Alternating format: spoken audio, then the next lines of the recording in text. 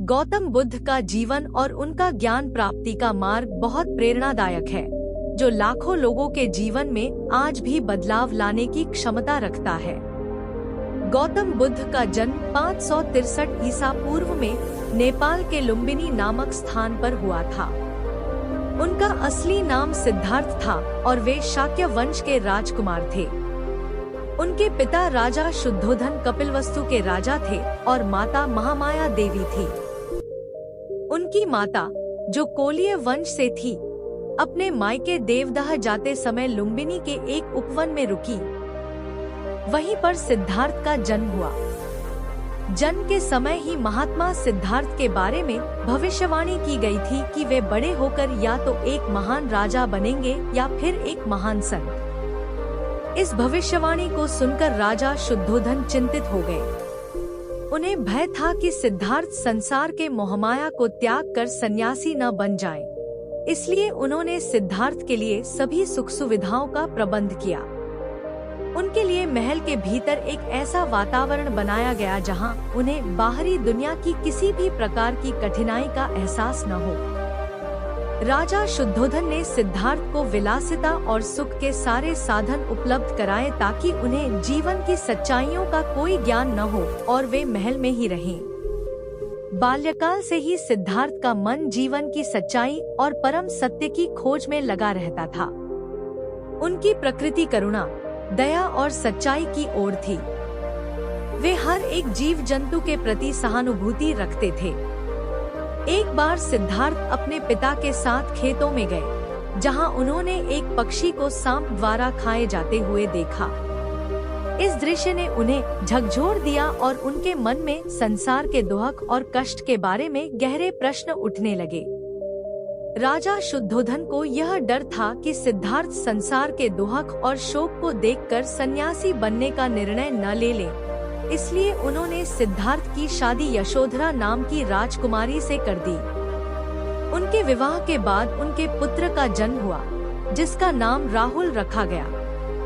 महल के अंदर सिद्धार्थ को हर प्रकार की सुख सुविधा और भोगविलास की चीजें दी गयीं। लेकिन इन सब के बावजूद सिद्धार्थ के मन में संसार के दुखों और जीवन की सच्चाइयों को जानने की उत्सुकता बढ़ती जा रही थी।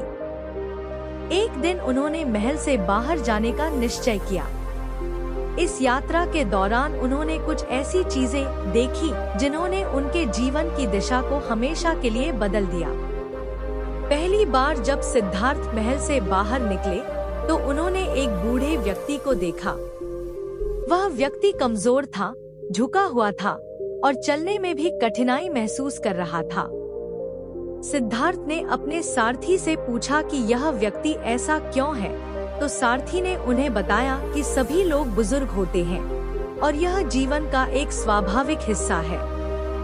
दूसरी बार जब सिद्धार्थ महल से बाहर निकले तो उन्होंने एक बीमार व्यक्ति को देखा। वह व्यक्ति बहुत ही दर्द में था। उसकी स्थिति देखकर सिद्धार्थ को गहरा आघात लगा।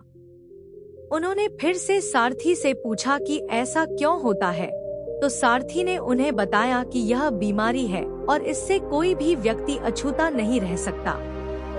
तीसरी बार जब सिद्धार्थ बाहर निकले तो उन्होंने एक शव देखा जिसे लोग श्मशान की ओर ले जा रहे थे। यह देखकर सिद्धार्थ को समझ में आया कि मृत्यु ही जीवन का अंतिम सत्य है और कोई भी इस सत्य से बच नहीं सकता।